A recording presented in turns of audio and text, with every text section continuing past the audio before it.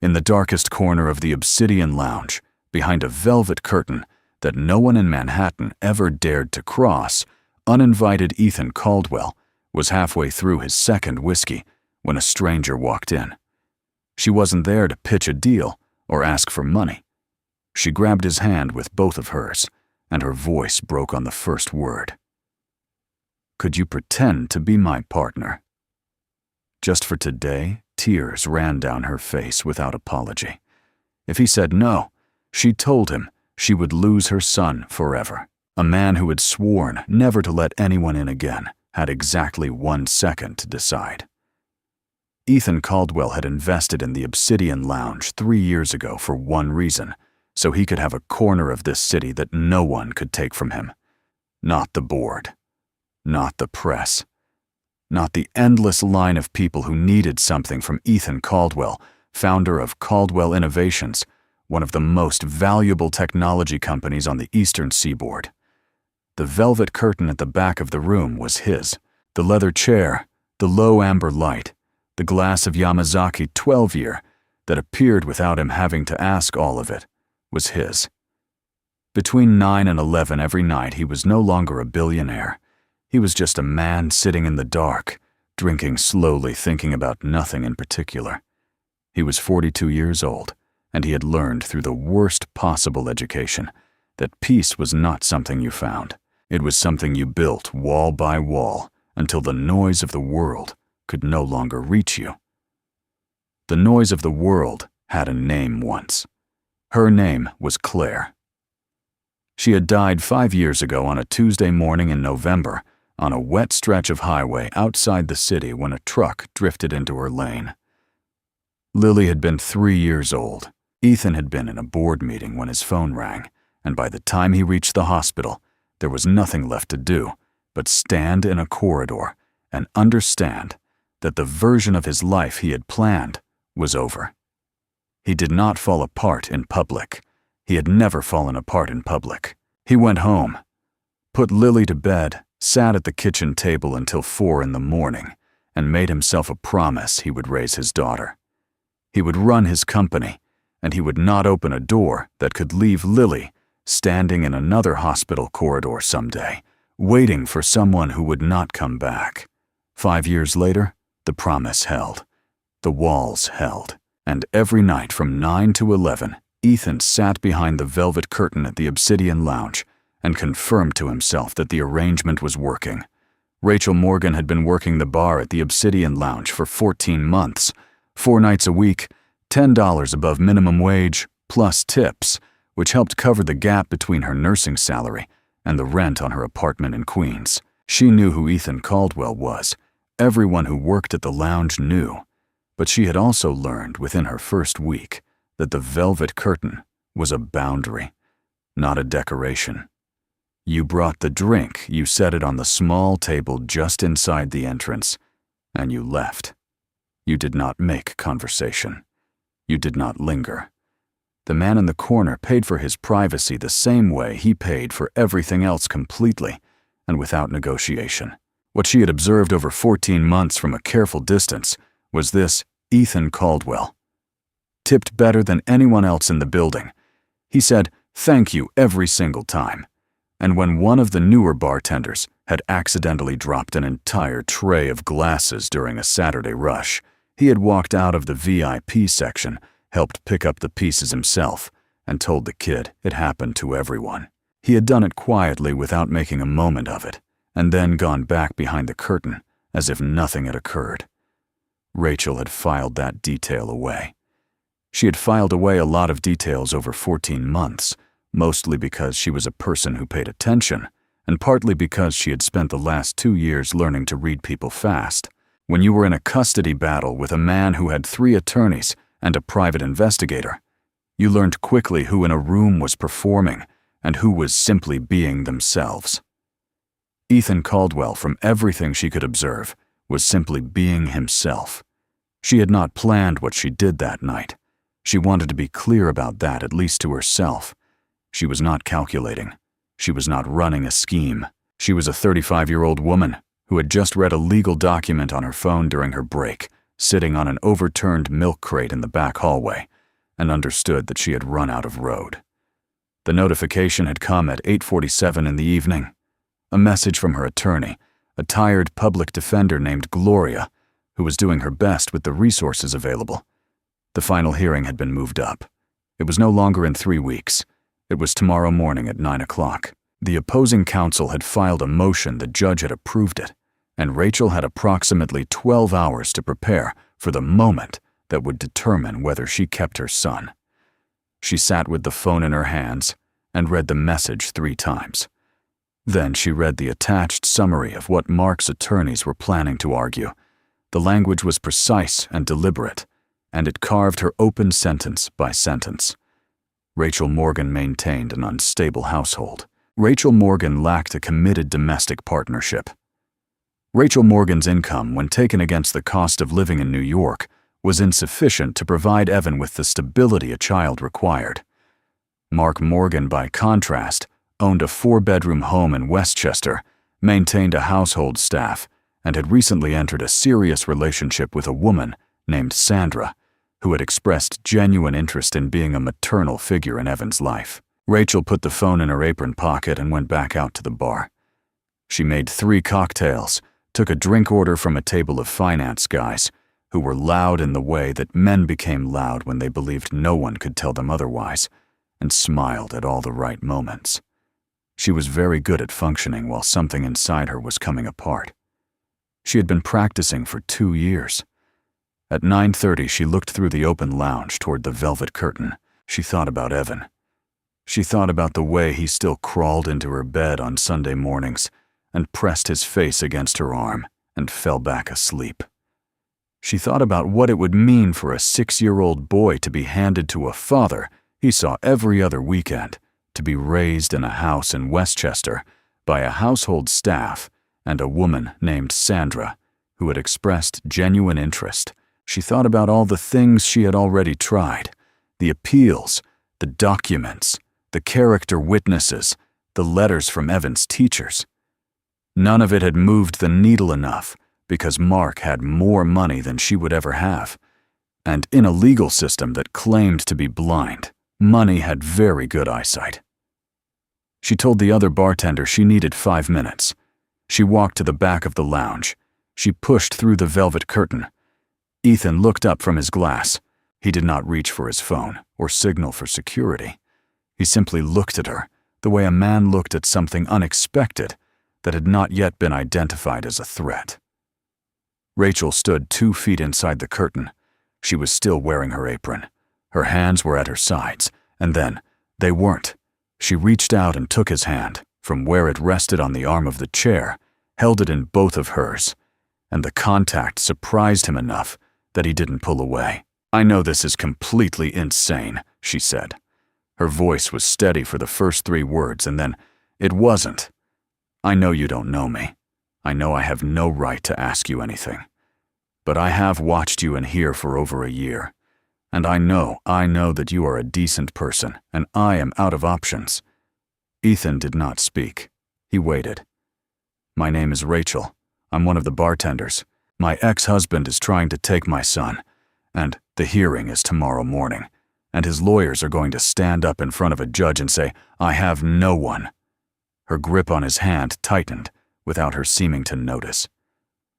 "Could you pretend to be my partner just for today? Just for tomorrow morning? I'm not asking for anything else. I'm not asking for money. I just need someone to stand next to me and show a judge that my son has a stable home to come back to." The tears came. Then not dramatically, just steadily, the way tears came from someone who had been holding them back for a very long time and had finally miscalculated. Ethan looked at her face. He looked at their hands. He thought about what it meant that she had watched him for over a year before deciding he was someone she could trust, and he thought about what level of desperation it required to walk through that curtain anyway. He thought about Lily. He thought about the Tuesday morning in November, and the hospital corridor, and the specific silence of a child who was too young to understand what had happened, but old enough to know that something had. He thought about Lily at 3 years old, standing in the doorway of her bedroom the morning after asking where Mommy was and what it had cost him to answer that question. He thought about a 6-year-old boy named Evan, who was at this moment somewhere in Queens, asleep not knowing that the next 12 hours would determine the shape of the rest of his childhood. Ethan set his glass down.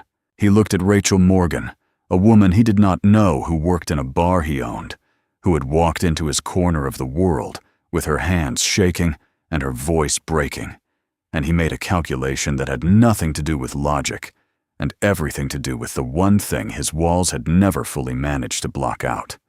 "What time is the hearing?" he said. Rachel blinked. 9 o'clock. Downtown Family Court.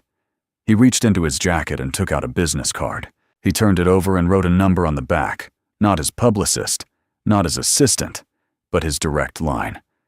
He held it out to her. "My car will pick you up at 7:45, he said. "Text me your address tonight. Wear something that reads as a stable household." Rachel took the card. She looked at it and then looked at him, and it was clear she had prepared herself for a much longer argument. "Just today," she said. It was not quite a question. "Just today," Ethan said. "I'll need to know the basics. His name. How long you've been together. In the story, we're telling what the judge is likely to ask. We'll go over it in the car." She nodded. She still hadn't let go of his hand. When she realized it, she released it quickly and took a step back. "Thank you," she said.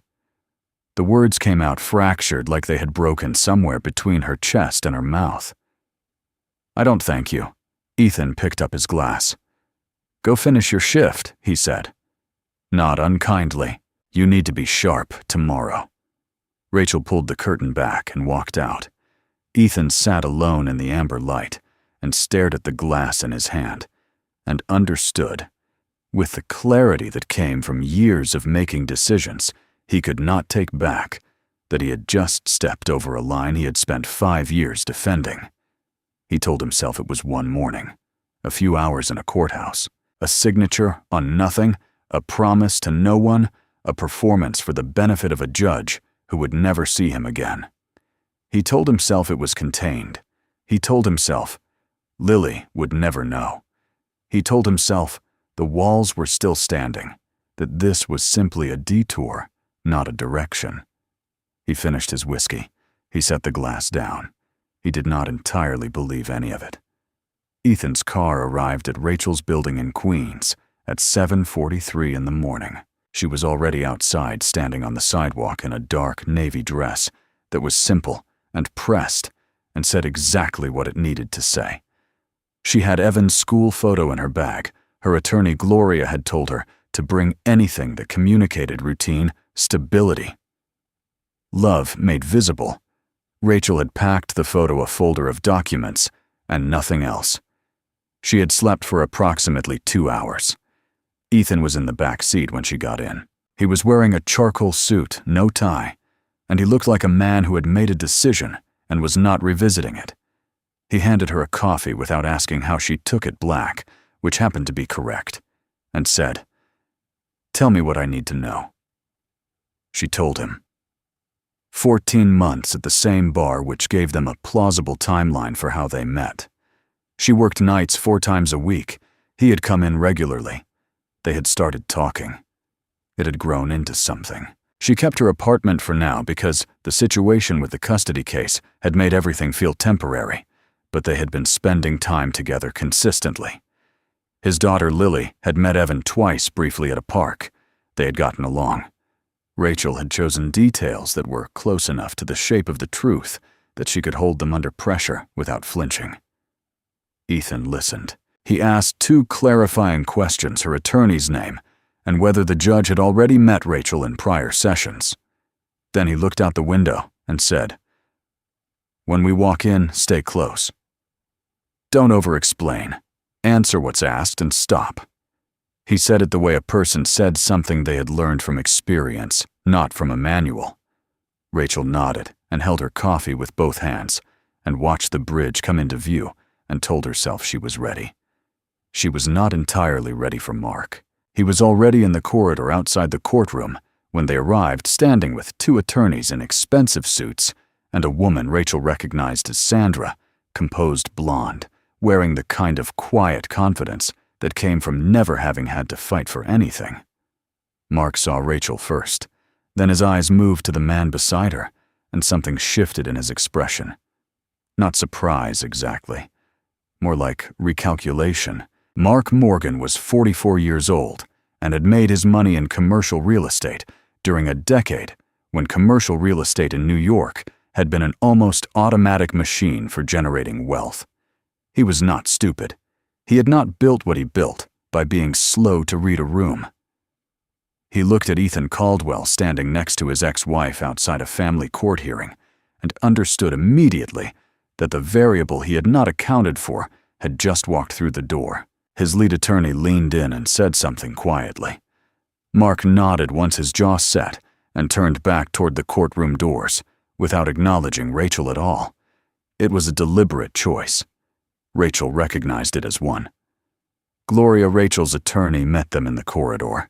She was a compact woman in her early 50s, with reading glasses pushed up on her forehead and a litigation bag that had seen better years. She shook Ethan's hand with a look that said she had 100 questions and no time for any of them, and then pulled Rachel aside for 60 seconds to review the order of proceedings. Ethan stood at a slight distance and waited, and Rachel noticed that he did not look uncomfortable. He looked like a man who was accustomed to being in high-stakes rooms and had learned to take up exactly the space required, no more, no less. The hearing began at 9:14. The courtroom was small and fluorescent and smelled faintly of old paper. The judge was a woman named Honorable Patricia Keene, somewhere in her late 50s, with the measured efficiency of someone who had presided over enough of these cases to have stopped being surprised by human behavior, but had not yet stopped caring about the children at the center of it. Mark's attorney went first. He was a tall man named Douglas, and he had the particular skill of making devastating arguments in a tone so reasonable it was difficult to object to. He outlined Mark's financial stability, his property in Westchester, his household infrastructure, his new relationship with Sandra, who was present in the courtroom and prepared to testify to her commitment to Evan's welfare.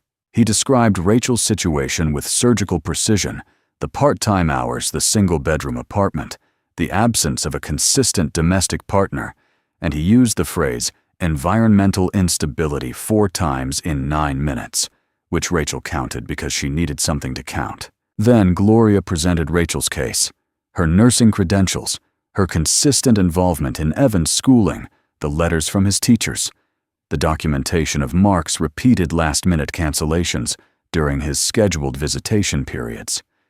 It was a solid case built from real materials. It was also, Rachel knew, outgunned by roughly $300,000 in legal fees. Then Douglas stood again and introduced a piece of evidence. He handed a printed transcript to the clerk. It was a text message exchange between Rachel and a friend, dated 7 months prior, in which Rachel had written, "I have no one in my corner. It's just me." Douglas read it aloud in the same reasonable tone and said that the appearance today of a romantic partner represented a last-minute attempt to manufacture the appearance of stability rather than the reality of it. He suggested that the court take that into account. Judge Keene looked at Ethan. "Mr. Caldwell," she said, because Douglas had named him. During his remarks, "You are present today." In what capacity? Ethan answered without hesitation. "I'm here as Rachel's partner. I'm here because this is her hearing, and she matters to me." He said it plainly without performance, and the plainness of it was more convincing than anything rehearsed would have been. Judge Keene studied him for a moment.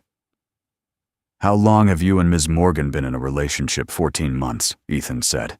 "We met at a bar I have an investment stake in. She was working there. It took a while for either of us to say anything about it." That's how those things go. The judge made a note. Then she said something that changed the architecture of the entire arrangement. "Given the dispute over the nature and duration of this relationship, I'm going to request a follow-up verification session in 3 weeks before I issue a final ruling. Both parties are expected to appear. Mr. Caldwell, I would ask that you be present as well." The courtroom was quiet for a moment. Rachel felt the floor shift beneath her in a way that had nothing to do with the building. 3 weeks, not one morning. 3 weeks, and then another appearance, and Ethan's name was now in a court record attached to hers in a proceeding that would be a matter of public documentation. Outside the courthouse, 3 photographers were waiting. Ethan had not anticipated that, which meant someone had tipped them, and the most likely source of that tip was sitting in a town car with 2 attorneys on the other side of the parking structure. The cameras came up when Ethan and Rachel walked through the doors together, and by that evening, the image was on 2 financial news sites and 1 tabloid Caldwell Innovations founder, photographed at Manhattan Family Court. Details unclear. By the following morning, Caldwell Innovations stock had dropped 1.4% on the open. It was not a catastrophic number. It was, however, the kind of number that made a board of directors pick up the phone. The call came at 8 in the morning. Ethan took it standing at the window of his office on the 31st floor, looking out at the city with the phone to his ear, while the chairman of his board, a man named Gerald, spoke in the measured tones of someone who believed he was being diplomatic. Gerald said that the company's public profile was a shared asset. Gerald said that personal entanglements of a legal nature created perception problems. Gerald said that it would be in everyone's best interest if Ethan stepped back from whatever was happening with this custody matter before the next news cycle made it worse. Ethan said he understood. He did not say he agreed. He ended the call and stood at the window for a long time.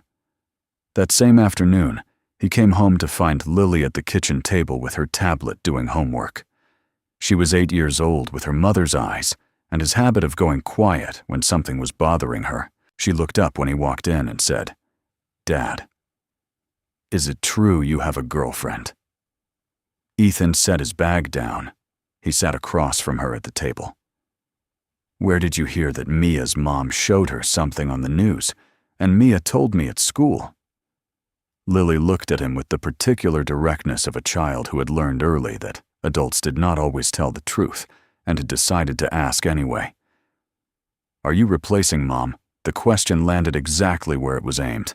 Ethan looked at his daughter's face, 8 years old, her mother's eyes the same line between her brows that Claire had gotten when she was worried, and felt the wall he had spent 5 years building develop its first visible crack.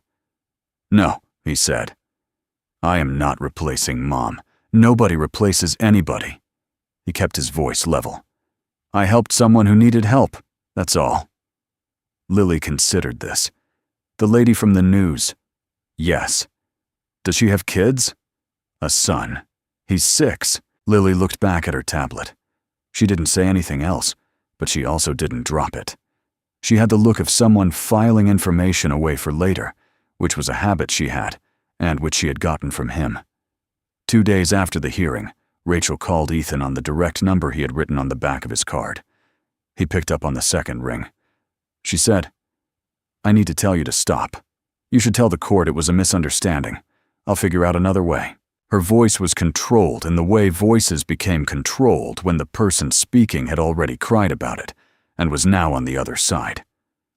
"I saw the stock drop. I know the board called you. And I heard what Lily asked you." She didn't explain how she knew about Lily's question. It had traveled through the school parent network, the way everything did in a city that never stopped talking.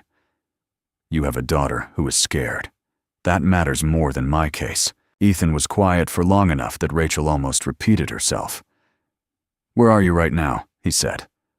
"Parking lot outside Evan's school. Pickup line." "Are you watching him come out?" "Not yet." "The bell rings in 4 minutes." "Then watch him come out," Ethan said. "And then call your attorney and tell her we'll be at the follow-up session in 3 weeks. Rachel didn't answer immediately. Through the phone, he could hear the distant sound of a school bell, and then the noise of children, and then Rachel's breath change in the way breath changed when you saw your kid. "Ethan, 3 weeks," he said. "That's all I'm saying." He hung up before she could argue. He sat at his desk and looked at the city through the glass and acknowledged without drama that just today had become something else entirely, and that the walls he had built so carefully were not, as it turned out, as finished as he had believed. The footage surfaced on a Thursday. Mark's private investigator had been thorough. The clip was 42 seconds long, taken from a security camera angle inside the Obsidian Lounge, showing Rachel walking through the velvet curtain into the VIP section. The timestamp read 11 days before the hearing. A gossip site published it with the headline, "Billionaire's Girlfriend, Filmed Approaching Him in Private Bar." Weeks before court appearance staged, by Friday morning, 3 media outlets had picked up the story. Douglas filed a supplemental motion with the court arguing that the footage confirmed the relationship had been constructed for legal purposes. Judge Keene received the filing and issued a notice the follow-up session would now include a formal inquiry into the origins of the relationship. Both parties were required to appear and prepared to respond under oath. Rachel read the notice sitting on the edge of her bed at midnight, Evan asleep in the next room. The case she had almost held together was coming apart at every seam simultaneously. Ethan was facing board-pressure media coverage and a daughter who was asking questions he didn't have clean answers to. And she was sitting in a 1-bedroom apartment in Queens with a court notice in her hands, understanding that the person who had walked into a stranger's private corner asking for one day had now cost him considerably more than that. She put the notice on the nightstand. She turned off the light. She lay in the dark and tried to think of a version of the next 3 weeks that ended without someone losing something they could not get back. She could not find one. The 3 weeks between the first hearing and the follow-up session were the quietest kind of difficult, the kind where nothing exploded, but everything pressed. Ethan went to work. He sat through board meetings, where Gerald looked at him across the table with the careful neutrality of someone waiting for a problem to resolve itself. He came home to Lily, made dinner, helped with homework, and answered her questions about Rachel and Evan with the same measured honesty he had always tried to give her about things that were complicated. He did not lie to his daughter. He told her he had met someone who needed help, and that he had decided to give it. Lily listened and said nothing, and went back to her tablet, and Ethan understood that she was processing it in the way she processed everything slowly. Privately, and with more depth than most adults would expect from an 8-year-old. He and Rachel spoke 4 more times over those 3 weeks, not long conversations. Practical ones, logistics, what Gloria had advised, what Douglas was likely to argue at the follow-up session. Rachel kept every call short and professional, the way someone behaved when they were trying not to cost you more than they already had. Ethan noticed it. He did not comment on it directly. What he did was show up to every call and stay on the line until the actual end of the conversation, which was its own kind of answer to what she was trying to do. The night before the follow-up session, Rachel called at 9:47. Evan was in bed. She said, "I need you to know that whatever happens tomorrow, I don't regret asking you. I regret what it cost you, but not the asking." She said it in one breath, like something she had rehearsed because she needed to get it out without falling apart in the middle of it. Ethan sat in his kitchen in the dark and listened to her say it, and felt something shift in the place where his walls were thinnest. "Get some sleep," he said. "I'll see you tomorrow." The follow-up session was scheduled for 9 o'clock on a Wednesday morning, 3 weeks and 2 days after the first hearing. Ethan was there before Rachel. He was standing in the corridor outside the courtroom when she arrived with Gloria, and when she saw him, she stopped walking for just a second. Not dramatically, just the involuntary hesitation of someone who had spent 3 weeks preparing for the possibility that he wouldn't come. He had come. Douglas was already inside with Mark and Sandra. The supplemental motion was on the record. The 42-second security footage had been submitted as evidence. The court had seen it. Everyone in that building knew what it showed: a woman walking through a velvet curtain to approach a man she barely knew, asking him for something that would benefit her case. The question of what happened after that, whether it had grown into something real or remained a transaction, was what Judge Keene was there to determine. Gloria leaned in and told Rachel and Ethan the plan answer directly: don't volunteer information. Let the facts of the 14 months speak. Ethan nodded. Rachel nodded. They walked in together. Douglas went first, as he had at the initial hearing. He played the footage on a screen at the front of the courtroom, narrating it with the same reasonable tone the timestamp showed. This was 11 days before the original hearing, which meant the relationship had been constructed specifically for the purpose of the proceeding. He said the word manufactured 6 times. He said it with precision and without heat, which made it worse. He submitted additional documentation: Rachel's text message, the timeline of Ethan's public appearances, the stock coverage, and argued that what the court was looking at was not a genuine domestic partnership, but a performance arranged by a desperate woman, and whether knowingly or not, enabled by a very powerful man. Then Judge Keene looked at Ethan and said, "Mr. Caldwell, I'm going to ask you directly. How did this relationship begin?" The courtroom was very still. Ethan looked at the judge. He was aware of the board of Gerald, of the stock price of Lily at home, with the housekeeper right now, of every wall he had built, and the 5 years he had spent maintaining them. He was aware of all of it. Then he said, "It began exactly the way that footage shows. She walked in and asked me for help. I said yes." He kept his voice level. "What the footage doesn't show is the 14 months before that, when I watched how she treated people, how she carried herself, how she did her job at the end of a double shift when anyone else would have been half present. I knew who she was before she said a word to me. The conversation in the VIP section was the first time we spoke. It was not the first time I'd paid attention." Judge Keene said, "And your presence today, is it still in service of that original request, or is it something else?" Ethan looked at Rachel then directly for the first time since they had walked in. She was sitting with her hands folded on the table, her face composed, watching him with the expression of someone who was bracing for an answer they had already accepted. "It's something else," Ethan said. "I'm here because I want to be here, not because she asked me, not because it benefits her case, because I watched a woman fight for her son for 2 years, with every resource available to her, which were far fewer than the resources lined up against her, and I made a choice about what kind of person I wanted to be." He turned back to the judge. "That choice has nothing to do with the transaction.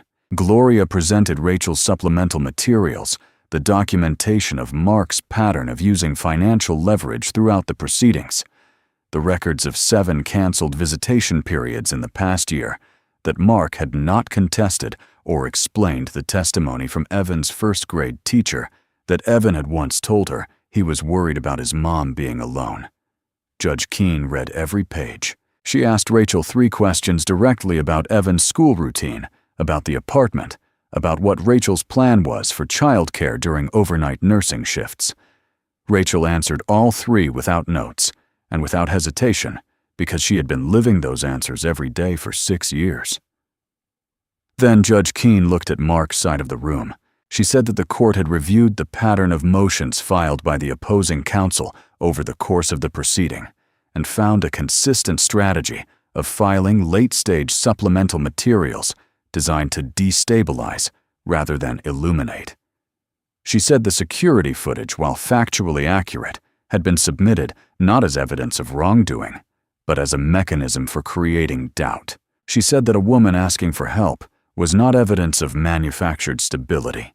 It was evidence of someone who knew her own limits and sought support, which was precisely what a responsible parent did. She said that Mark Morgan's financial resources were not in dispute, but that financial resources were not the primary measure of a stable home. She said the documented history of cancellations and the absence of a contested explanation for them weighed in the court's consideration. She said that Evans expressed concern for his mother on record in a teacher's testimony, suggested that removing him from her primary care without compelling cause would create harm rather than prevent it. She awarded primary custody to Rachel Morgan, with Mark retaining standard visitation rights on alternating weekends and a structured holiday schedule. The room absorbed it. Gloria put her hand briefly on Rachel's arm. Douglas turned to Mark and began speaking in a low voice. Sandra looked at her hands. Mark looked at the front of the room, and then once at Rachel, and then he looked away. Rachel did not cry. She sat very still and breathed, and it was visible on her face the specific relief of someone who had been holding something unbearable for so long that they had stopped believing it would ever be put down. Outside the courthouse, Ethan stood with Rachel on the steps, while Gloria handled the paperwork inside. The same photographers from the first hearing were not there this time. The city moved around them at its usual speed, indifferent. Rachel said, "You told the truth in there." "Yes," Ethan said. "You didn't have to. You could have said it was a misunderstanding. You could have walked it back and the board would have left you alone, and Lily wouldn't have had to hear another word about it." "I know," he said. She looked at him. "Why didn't you?" Ethan thought about the question the way he thought about questions that mattered, not rushing to the answer, but letting it sit until it was accurate. "Because I've spent 5 years making decisions designed to protect something that was already gone," he said. "Claire is gone. I can't change that. I can keep building walls around it, or I can accept that the walls were never the point." He looked out at the street. "Lily asked me if I was replacing her mother. I told her nobody replaces anybody. That's true, but it doesn't mean you stay in the same room forever." Rachel was quiet for a moment. Then she said, "I don't know what this is."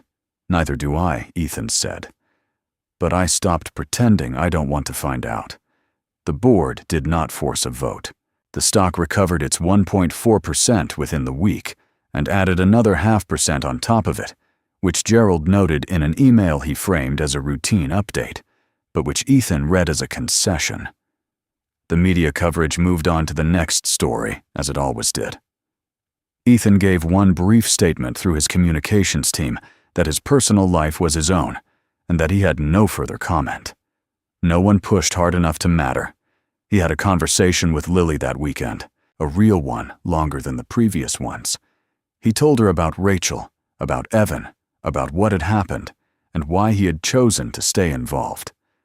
Lily listened in the way she always listened, completely, with her full attention, which was a quality she had gotten from her mother, and which still, 5 years later, caught him off guard sometimes. When he finished, she said, "Can I meet him?" Ethan said, "Yes." Lily nodded and went back to what she was doing, and that was her version of approval which Ethan had learned to recognize. 1 year later, the corner booth at the Obsidian Lounge looked different. The velvet curtain was the same. The amber light was the same. The Yamazaki was the same. But the leather chair that had held one person for 5 years now held a different configuration. Ethan on one side, Rachel on the other, close enough that their shoulders touched. Lily and Evan were in the main lounge at a table they had claimed as their own, sharing a plate of fries, arguing about something, with the easy fluency of children who had learned each other's habits. Ethan watched them through the gap in the curtain. Evan said something that made Lily laugh, a real laugh, the unself-conscious kind. And Rachel saw it too. And something in her face went soft, in the way faces went soft, when they witnessed something they had once been afraid to hope for. Ethan was still a billionaire. He still ran Caldwell Innovations from the 31st floor and sat through board meetings with Gerald and made decisions that moved markets. None of that had changed. What had changed was this: the corner of the world he had built for solitude had become, without his fully planning it, the corner where his life actually was. A woman had walked through a velvet curtain and asked him for one day. He had told himself it was contained. He had told himself the walls were still standing. He had been wrong about both, and for the first time in 5 years being wrong felt like the best thing that had happened to him. He picked up his glass. Rachel leaned slightly into his shoulder. In the main lounge, Evan stole a fry off Lily's plate, and Lily retaliated immediately, and neither of them was alone, and neither was he.